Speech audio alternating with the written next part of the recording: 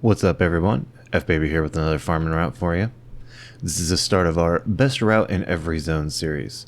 I'm going to try to go to every zone and show you the best farming route, maybe two in a zone even, with the intent being that you'll always have some place to make some money. Today we're in Bangkorai. We're going to start at the Old Tower Way Shrine, follow the road up to Nilata Ruins, and then use the Way Shrine to jump to the Sunken Road. We'll make a loop of the Sunken Road, come back to the Sunken Road Way Shrine, and port back to the Old Tower. Let's get started. As a quick programming note, I'll be moving all of my trading video to Fridays moving forward. It just seems like I can be more consistent with that schedule. Of course, now that I've said that, some kind of disaster will occur, and I'll be making a video next week where I'm saying like, oh, sorry, something happened. But I'm going to have faith in myself that won't happen this week. This route is great for ore, but it has a little bit of everything. Obviously, since this is in the base game, we have a chance to get ethereal dust, which is a nice bonus incidental, although you obviously can't count on it being there. One of the reasons I really like this route is that with a little bit of work, you can turn the enemies in a huge part of this route neutral. There's a quest in the Nilata Ruins when you first go there to help a lady out, and completing that turns all the spiders neutral. Up in the Sunken Road area, you can do a quest with the druids and Hirsine that, upon finishing, turns all the bears neutral. This leaves us only with the odd wasp, crocodile, cultist, and wolf to fight along the entire route. It makes farming a lot easier. You are very likely to encounter other players in the general vicinity. Both Nilata Ruins and Sunken Roads are areas that people like to farm for leveling. The spiders respawn so fast. And for leather, the infamous bears that may be more popular than the Riften cats at this point. We're also traveling right around one of the Stibbons quests, and everyone seems to like those. It shouldn't worry you though. I very rarely see anyone else actually farming the resources out there. You'll notice that I skip all the treasure chests out this way.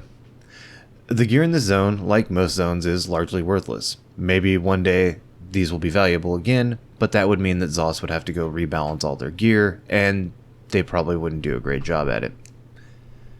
Anyway, Vampire Lord never sells. It's very rare that any piece of 7th Legion is valuable, and occasionally an on-trait piece of Spriggans will sell for a bunch, but it's not frequent enough to really justify taking up your time or inventory spots.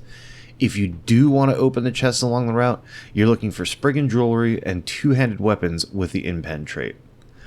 I do plan on making a video about gear trading, farming, and flipping. That is a ways off, though. I don't recall if I've mentioned this before, but if you want to really maximize your value when you're doing general farming, I recommend de-leveling your alchemy to somewhere between 5 and 8. If you do this, when you harvest water nodes, you have about 50% chance to get one of the solvents in that range, and the mid-tier solvents sell pretty steadily, and for a lot more than natural water or Lorcan's Tears. For example, as of writing this video, the price for Lorcan's Tears is around 50 gold, while the price of filter water, purified water, etc. is above 400 gold per unit. This is also true for the poison solvents such as tar black or pitch bile versus grease and alkahest. The reason these tend to be more valuable is a general lack of supply, as well as alchemy writs being the fastest way to power level a tune. These mid-tier solvents also tend to increase in price whenever there's a 2xp event coming up or happening. If you do harvest these, I found best success listing them in smaller stack sizes. 25 to 50 seems ideal. You can de-level all of your crafting skills actually and get some more valuable materials, but I think I'll talk about that in our next farming video. One of the other nice things about this route is that it takes about 20 minutes, maybe a little under complete, and as such, a good chunk, if not all of the resources we harvest will respawn by the time we port back to our starting point.